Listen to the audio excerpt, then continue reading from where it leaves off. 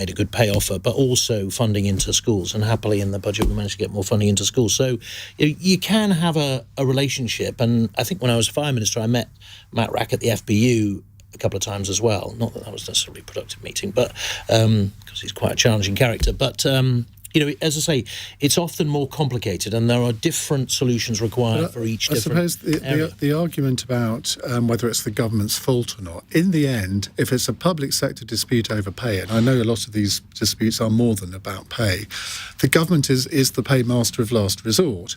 And Matthew, I know you work in youth services, and youth services have experienced a lot of cuts over the years, and you have to work within a budget. And if the paymaster of last resort isn't going to give you any more money, you either can't give a pay rise or you have to cut staff. As someone once said, there is no alternative.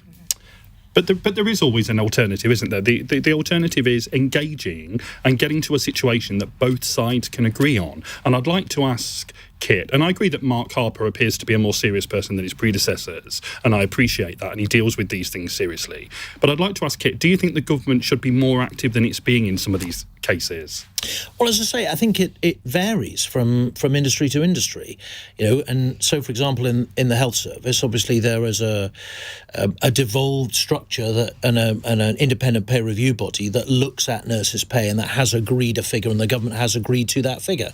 And once you start departing from that, then you undermine the whole process. We had the same process with policing on transport. But why doesn't Stephen Barclay, the health secretary, come out and say what you've just said? Because I can't remember seeing a health minister on the media over the past few weeks while this strike ballot was going on. It's bizarre. Can I just... We have to invite them on, Ian. But believe me, we do all the time. And that they, not just this programme, but across the media, there seems to be a blanket decision by Number 10 Downing Street not to put ministers... They don't even do the morning rounds anymore as a matter of routine. Well, can I just make the point, though, that this is about strikes. This is a last resort. But this is also about a workforce that is absolutely at the end of their tether. They're at the end of their limit. They are understaffed. They are overworked. And now they are being asked to do it for a significantly less pay due to inflation, but also on the back of years of suppressed pay. So it's not just about... not getting enough pay and the cost of living crisis that everyone is facing. It's on top of years of underinvestment in public services and in our railways. And as someone that travels up and down the East Coast Main Line every week, I know how underinvested. I'm chair of the all-party group on the East Coast Main Line. Just be grateful you're not on the West Coast. I know the West Coast is not good either. So, Catherine, I'm assuming from that you would give the RMT... All of this is underinvested for many, many years. Yeah, but I'm assuming, therefore, looking forward, Catherine, that you would give the RMT... Hold on. You would give the RMT what they want. You would not modernise the network in a way that... I'm not in that negotiation room. I'm not in that negotiation room. And I know... But also little things, like would you agree to 17% for nurses? Little things. I know that, listening to the negotiations about terms and conditions, that we're talking about serious changes to people's lives, not just their amount of pay, but the way they live their lives and the job that they do and the job that they love and they want to go and do. They don't want to be on strike. But in reality, we've just broken so many of these public services after 12 years. And, my view... We need a new government that they can have some faith in, that we can negotiate in good faith and take us in a new direction. We need to move on. Somebody has texted this. A Twitter poll on LBC means nothing. LBC is a left-wing station. Well, thanks for that. Thanks for that insight. It is for part of the morning, Ian. I'm not going there. It's 16 minutes past 8. Saved by the bell. This is LBC.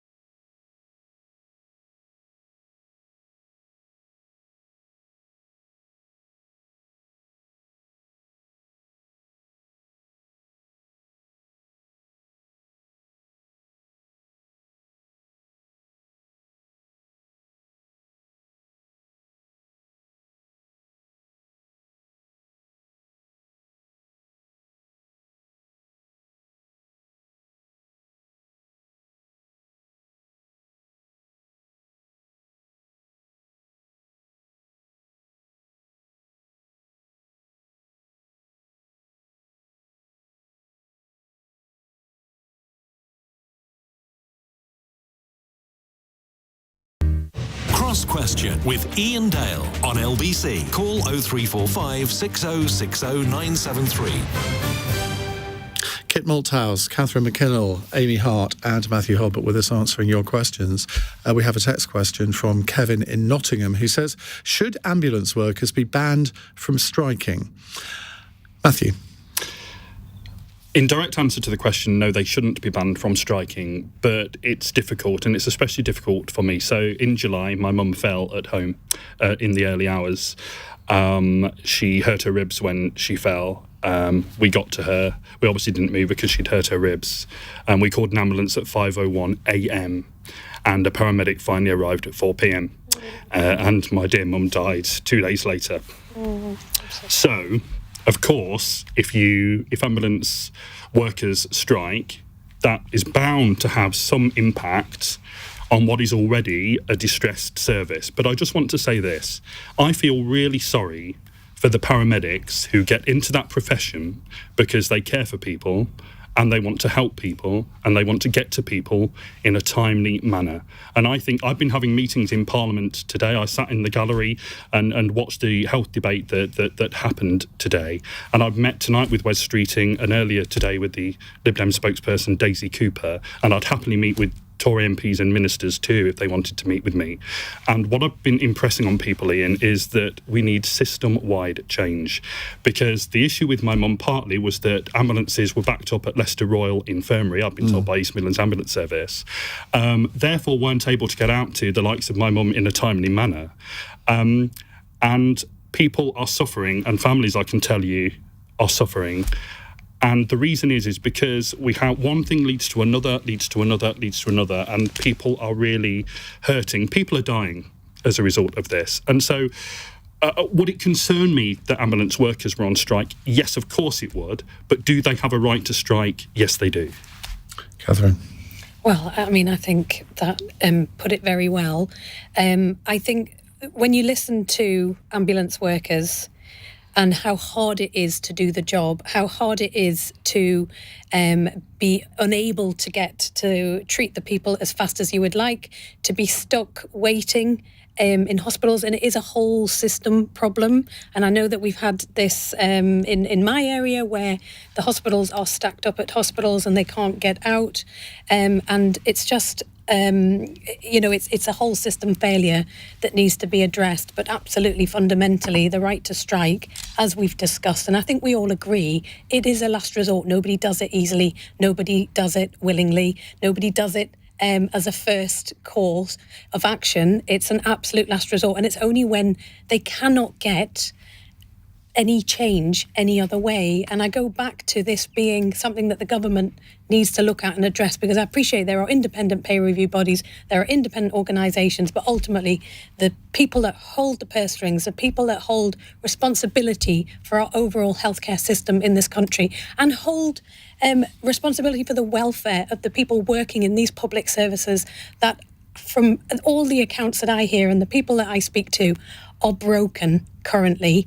It needs to be resolved. So, yes, they should have the right to strike. It's a fundamental right.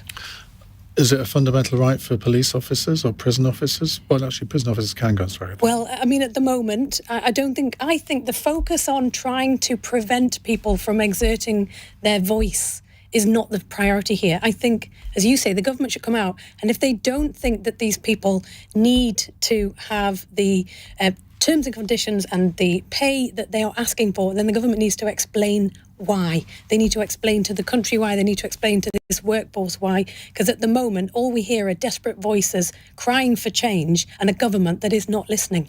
Ranj in Birmingham texts to say, I'm a nurse. Can I have the same pay review body that the MPs have to decide their salaries? Ranj, be careful what you wish for, because I think MPs got a 2% rise this year, and I think the pay review body for nurses was 5, was it? 5, and police was 5, yeah. And I understand the anger that people, and I've heard it a little bit today, expressed towards MPs, because there's a sense of frustration that the people who are in Westminster making these decisions aren't listening.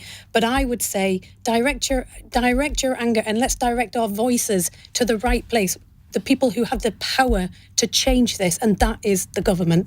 But they have accepted the independent review body. I mean, so what... And what more are they supposed to do? What's the point of having an independent review body if you don't accept what they say?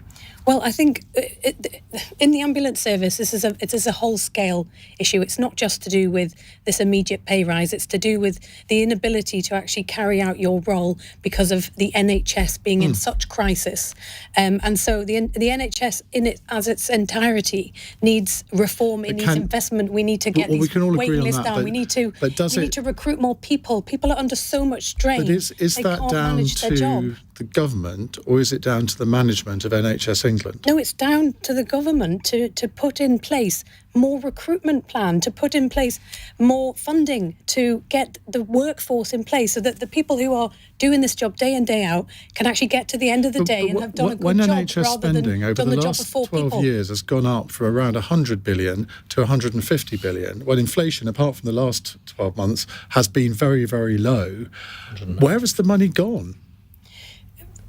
I mean, in terms of where's the money gone? I mean, an extra £50 billion a year since compared to 2010, and you think, well, how much more money can the taxpayer afford to put into the NHS? But it's not just about investment, It's now one in every £6 that's spent goes into the NHS. How much more can go in? Well, as much as is needed to treat the people in the backlog that we have. I mean, we have so many people waiting for routine operations that are out of work. They could be in work. They could be adding to the taxpayers' coffers. Right, let's go to Amy. Waiting lists and people in pain. I don't think they should be banned from striking because, as we've said, like withdrawing your labour is a human right. I do think that hopefully the government will be able to strike a deal before it gets to that point. At the end of the day, everyone that is going on strike is just fighting for a better life for themselves and a better life for their families. Like you said, we've already got a problem with the ambulances. I wanted to have a home birth, and my boyfriend pointed out, because I said, but we're 20 minutes from each hospital. And my midwife said, but you'll be blue lighted, And as my boyfriend pointed out, like blue lighted if we can get an ambulance. And so that's been absolutely kiboshed now.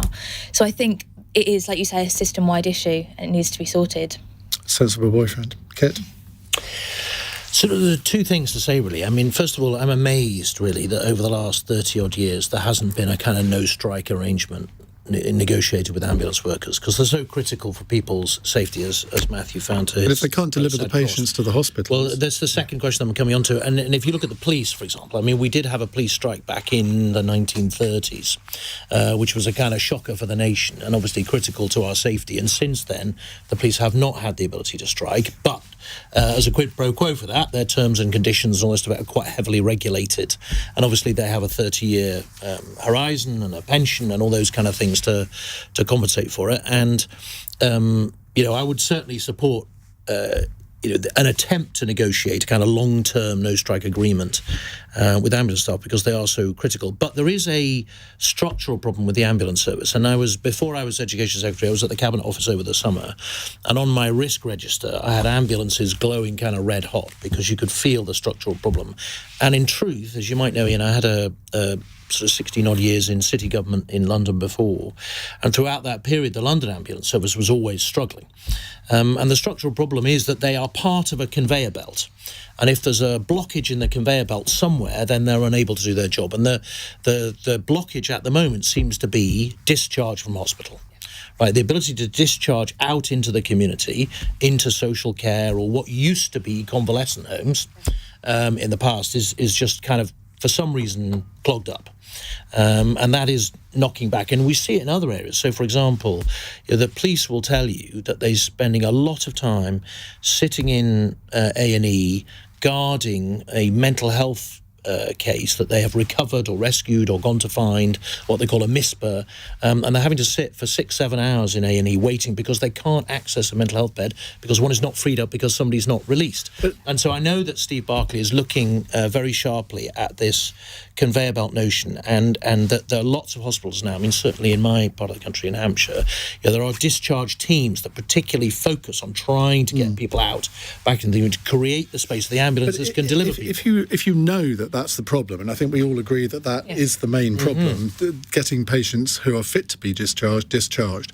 I mean, we had Nightingale hospitals in COVID, which were built within like 10 days or something. Is it beyond the wit of the NHS to requisition, I don't know, ex-hotels or something, and put these people in temporary accommodation rather than stay in hospital? Well, it's not so much as the roof as the support and the other stuff that you need, right? Now, you can go from you've got somebody in a ward that's quite intensively looked after with a high staff to patient proportion. You then go to a convalescent home where it's a bit less because people are less at risk, and then they exit home, and it's that bit that is missing. But you still need the people, and of course we're in the middle of the government's in the middle of a big I'm not a member of the government now, Ian, but there's the government's in a big recruitment campaign of nurses, doctors, all the rest of it into the NHS. Numbers are up very significantly. I think last time I looked, 34,000 more nurses over the last decade, right? So they're putting lots in, but there is this structural issue, and I think,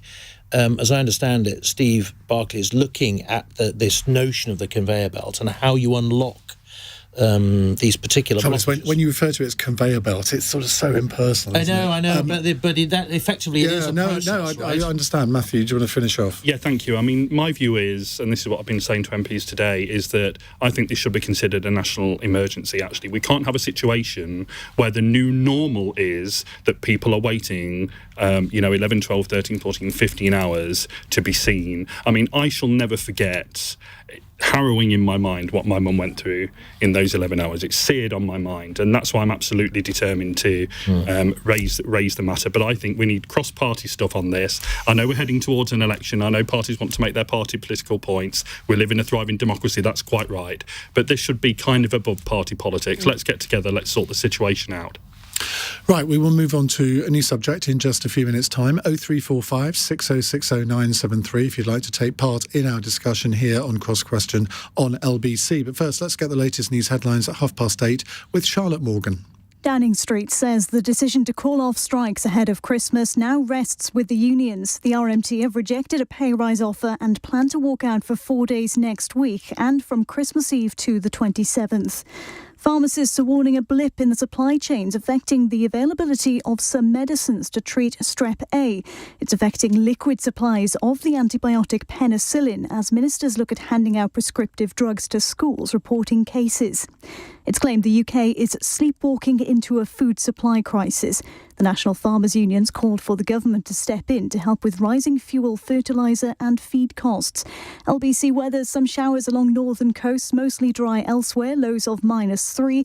Wintry showers for Northern Ireland tomorrow, some rain in the west, highs of 5 degrees. This is LBC.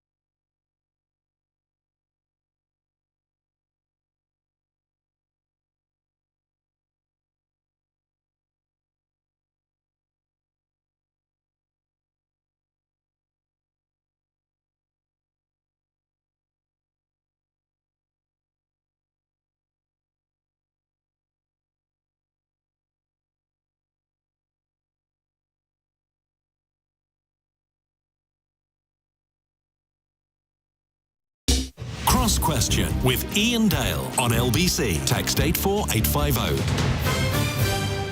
8:34 on LBC. We have with us Mathew Hulbert, who's a Liberal Democrat councillor and health campaigner, Catherine McKinnell, Labour MP for Newcastle upon Tyne North, and Kit Malthouse, Conservative MP for North West Hampshire, and Amy Hart. Now, it says here, influencer.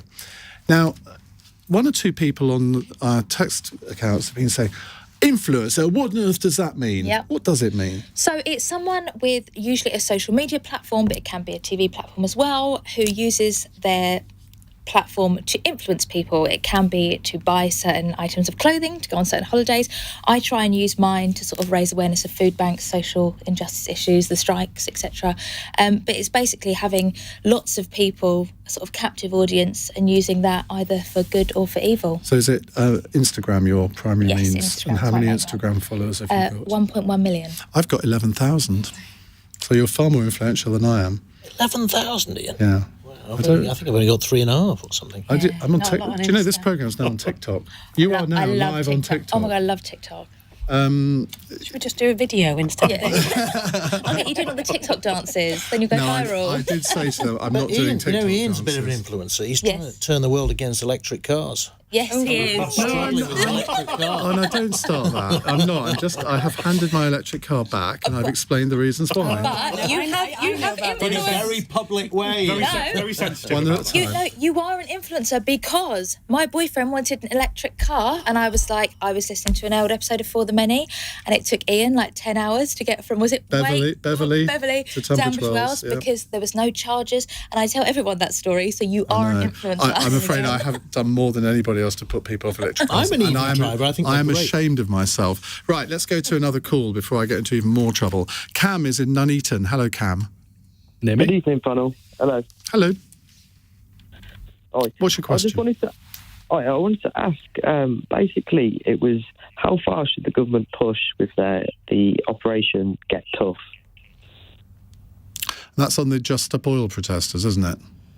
Yes. Is it, and is it really called that, strikes. Operation Get Tough? They normally have sort of... I mean, this wouldn't have happened in your day in the Home Office, Kit, would it? Because that's a bit of a crass one. It'd be slightly elliptical if you were choosing the title. Yeah, in normal times, there's a list, so the name is effectively random, Right. that it comes out of the thing. So you would have a random name that wasn't necessarily quite as descriptive as they've gone for there. But there's obviously some communications expert has got hold of the project and put that name in. Look, obviously, people have a right to protest, but there are boundaries to it, and I think we've seen in recent months, in fact the last year or so, that in my view that boundary has very often been crossed to the extent that sometimes lives have been put in danger. I mean, when we've got field protesters strapping themselves to gantries filled with thousands of gallons of highly explosive fuel, and indeed putting police officers who have to go up there and recover them, putting their lives in danger too, I think we can all agree that the boundary has been crossed. And also when they are blocking motorways so that people, even if they are in an ambulance or not, are not able to get to a hospital. I mean, we've seen protests here stopping people get to St Thomas's Hospital. I think most right-thinking people think that is crossing the boundary between my right to go about my business and get to a hospital and all the rest of it and your right to protest. And so I do think there's a case for there to be much swifter and more severe sanctions against those who are protesting. And in fact, I took public order bill through the House of Commons when I was policing minister that did exactly that, and brought in new offences. For example, these people tunnelling, again, was a very dangerous thing to do for themselves and for people who have to rescue them, making that a severe offence and increasing the penalties in the hope that we might deter these people from their practices. I have to say, that bill was controversial, opposed by quite a lot of people in the House of Commons and in the House of Lords, but nevertheless, I think deemed necessary, and even more so in the light of the process we've seen in the last few days. I think we all know, don't we, broadly, I hope, where the line is between protest. Yes, but we'll all have a different line. That's the thing, isn't it? Well, I'm not sure necessarily we will, actually. I think the vast majority of people, I mean, there are obviously people who support them and think it's, these kind of eco-terrorist tactics are legitimate. But I think the vast majority of people actually think that when you've got people who are prevented from getting to hospital and endangering their lives because of these protests, that the vast majority of people would agree that something needs to be done. Amy, it was up the workers. Is it up the gantries as well? No, this is the thing. So everyone has their issue that they're so passionate about. And as much as I would not climb M25 bridges or throw soup over paintings, I mean, they're very creative, these protesters, but they have got us talking. If they'd just gone out with placards and stood outside the House of Parliament, would we be talking about them? We wouldn't.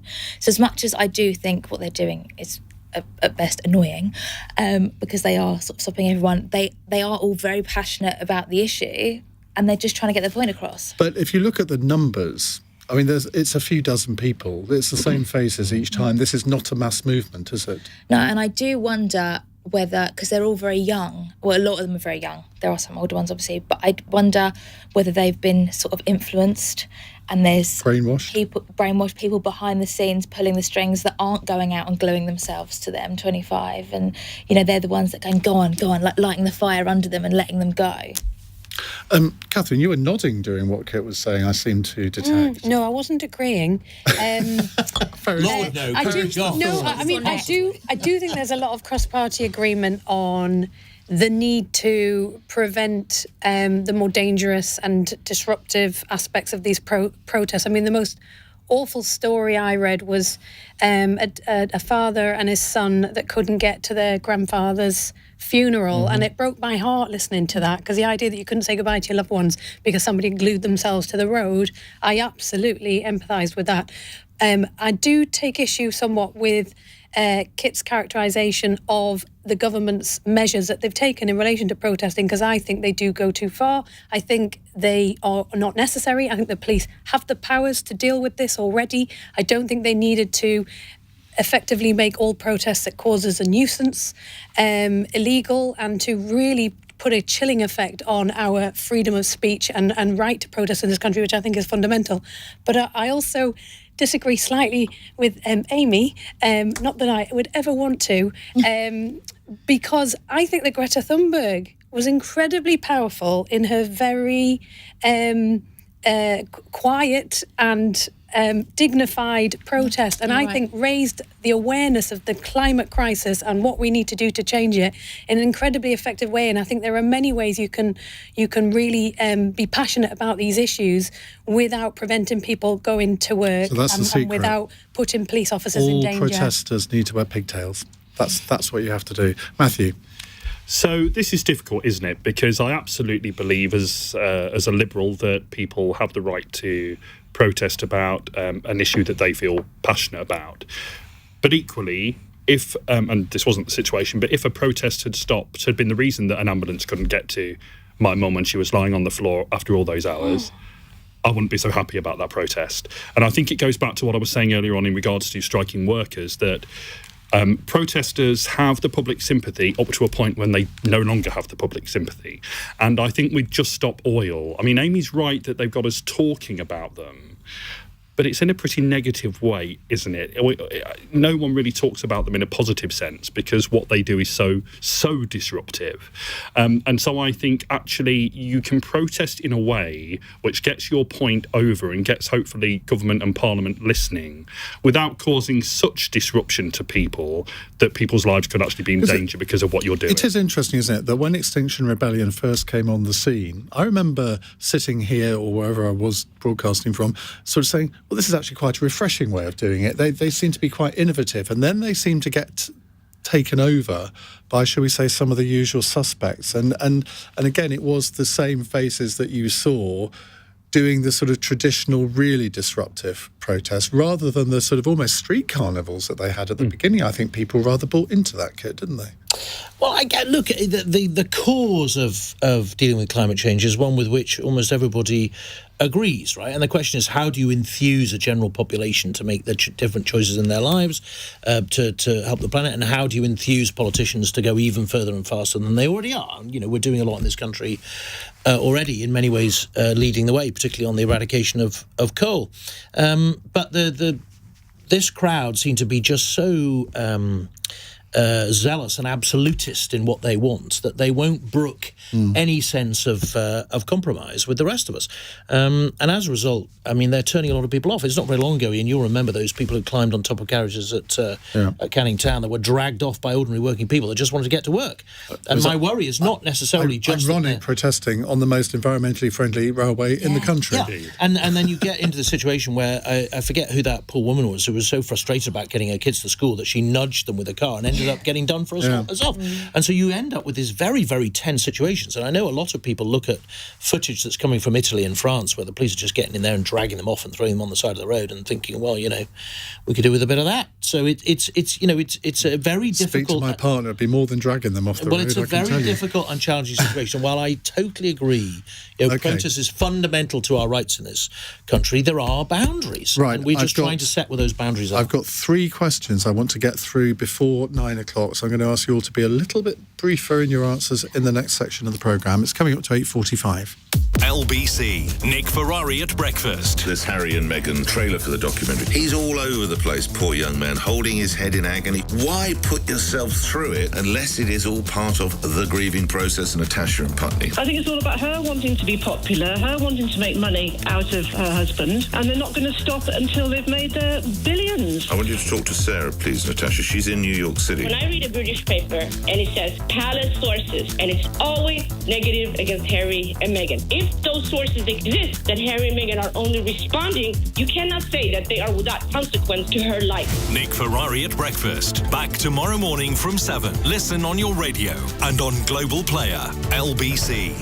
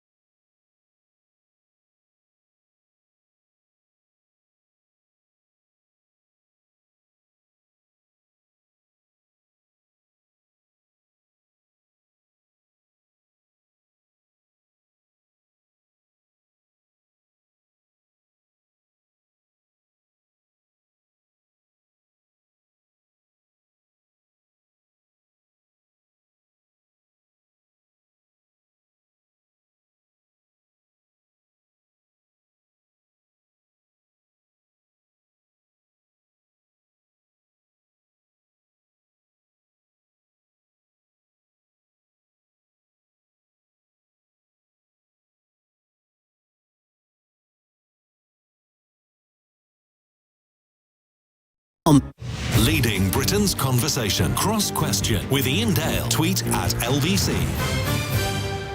Kit Malthouse, Catherine McKinnell, Amy Hart and Mathew Hulbert with us answering your questions. Here's a text question from Mike in Poole. Will your panel have their eyes glued to their TV screens when Harry and Meghan release their new documentary? Catherine? No. I find it incredibly uncomfortable, all of this. I really find the media frenzy for it quite uncomfortable. Sorry, I know I'm on the media. I think at the heart of this is a very painful family breakdown in the relationship. And I find it incredibly uncomfortable to watch, incredibly sad.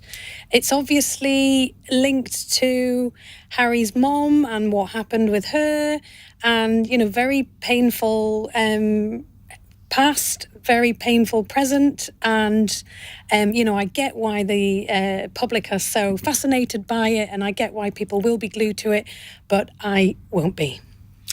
You see, I agree with every word you've just said, but I will be.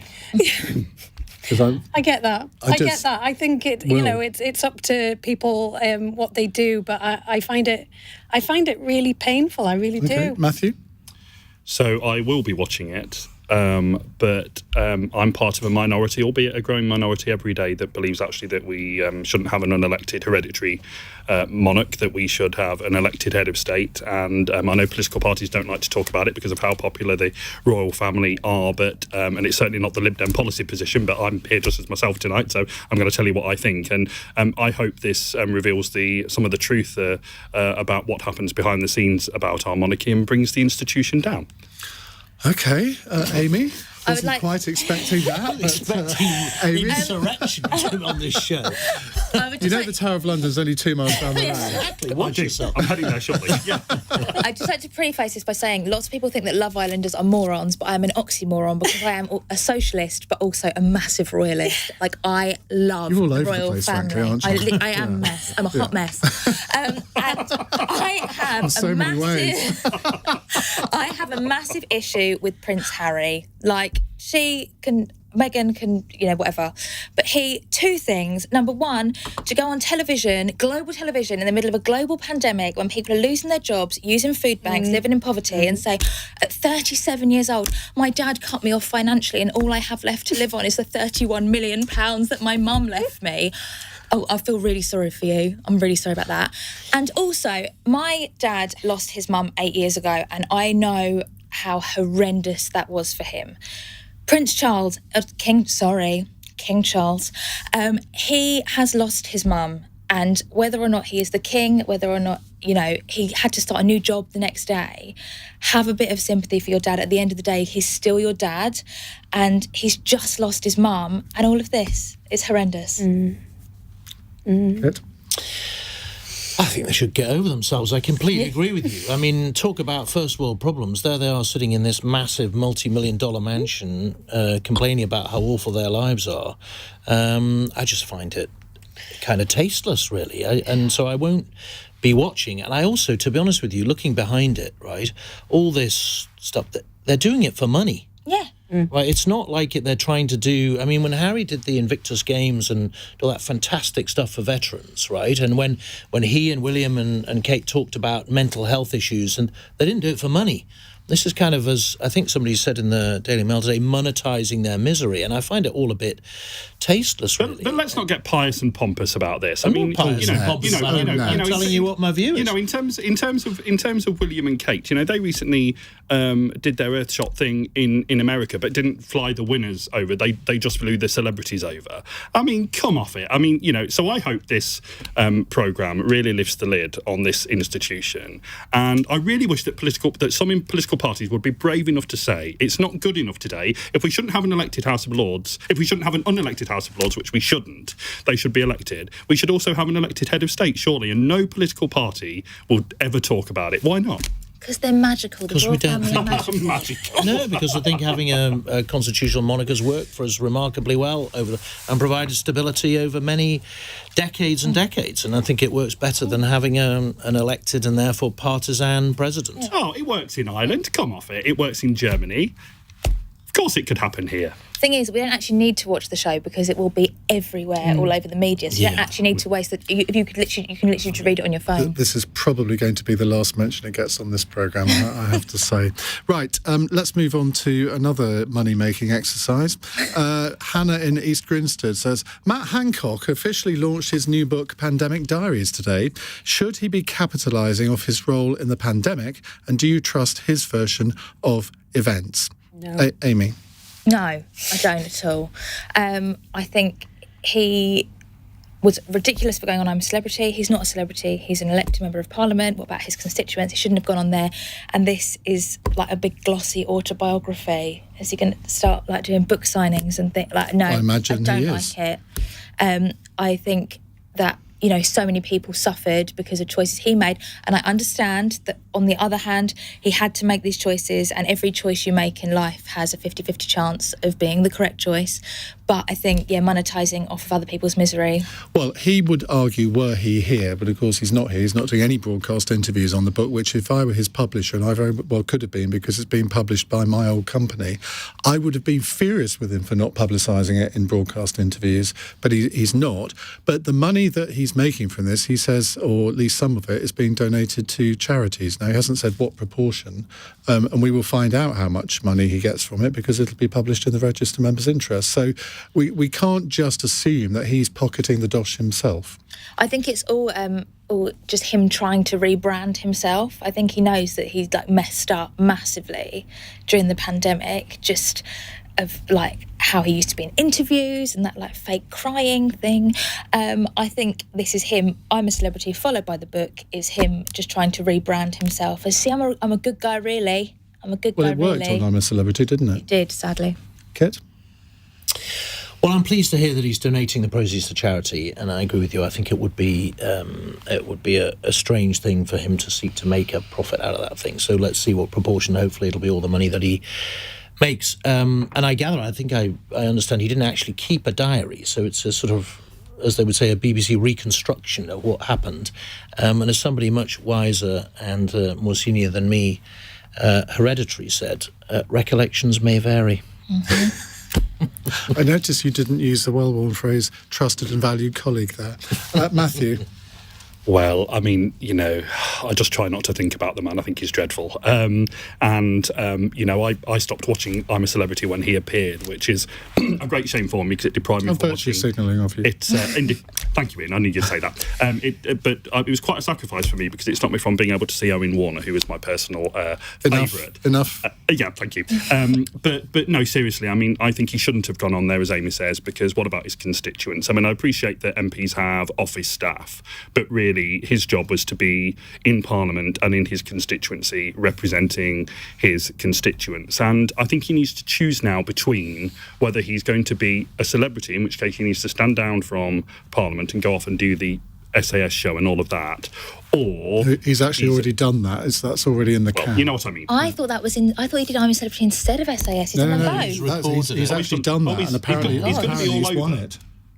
Really? Should I have said that?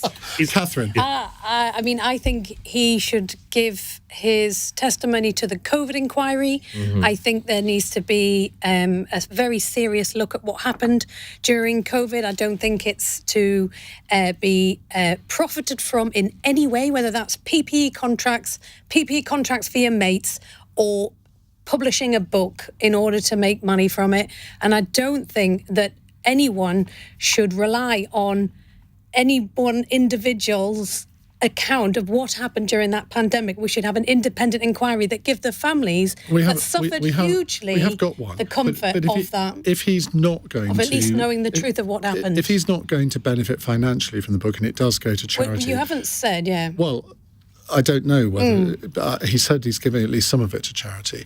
Isn't it a good thing for somebody to put on the record what they did and why they did it? You may not agree with it, but surely it's a good thing for that to be done. I think it's too soon. I think this is still very painful for the families. I think we need to conclude the COVID inquiry and see what the facts are, established by an independent body that is looking at it. I think so you think this is a preemptive strike? I think it's a preemptive strike to attempt to potentially rewrite history, and I don't think it's his place to do that. I think he should be apologising. At the end of each of these programmes, we do a fun text question, which usually strikes fear into the heart of everybody, particularly when I don't tell you what it is beforehand. Brandon in Hull says, Matt Lucas is leaving Bake Off. Me and the wife are devastated. Can your panel think of anyone who could replace him? I met Matt Lucas at the Euro finals last year, and he was an absolutely delightful guy. I'd never met him before, and we sort of became friends, and I sort of have been sending him ABBA remixes ever since. bizarrely. Amy, who would you replace him with? apart from Matt yourself? Hancock. No. He's now a reality TV stalwart. No, Miriam Margolyes, obviously. Oh my God. She'd be fantastic, wouldn't she? Would. I love her. Love Miriam. She's one person I want to get on this show. Fantastic. So there you are, Corey. There's a challenge for you. Miriam Margolyes on Cross Question. What could possibly go wrong? Kit. I think you'd be good on it, Ian. I bet you're a dab hand. No, I'm not. I can't cook. But that's what's fun, right? That's what we want to see. A bit of a soggy bottom and all that stuff. Jackie. Well, I'm your man Jackie. then. Yeah. Jackie Smith and Iain Dale on Bake Off. Yeah, that would be great. Well, if the producers are watching, we're up for it. Matthew. Well, you don't look unlike him, Ian. Matt Lucas. So I think... you're not coming back on I this was show. going to say, that's me never coming back. But I'm really sad I'm a foot taller than him. I'm really sad that he's going, actually, because, he's real fun, him and Noel Fielding. So maybe Sandy Tox will be back. I believe she's been ill. I hope she gets better and maybe she could come back. Former LBC presenter, Catherine. Well, I think I'm a Celebrity's completely over now that Man Hancock's been in there. So I think Ant and Dec should get themselves on the Bake Off. That'd be entertaining. Well, you've all been very entertaining. Thank you very much indeed. Mathew Hulbert, Catherine McKinnell, Amy Hart and Kit Malthouse. Coming up in the next hour, we are going to talk about smoking and vaping. I'll tell you the question after the news, but we want to hear from you. 0345 6060 973, because smoking is at an all-time low in this country and vaping is on the up. I wonder whether we're just replacing one very harmful addiction with another, well, slightly less harmful addiction. I want to get your views in a moment. What's been your experience of vaping? You're listening to LBC. I'm Iain Dale. It's coming up to the news at 9 o'clock.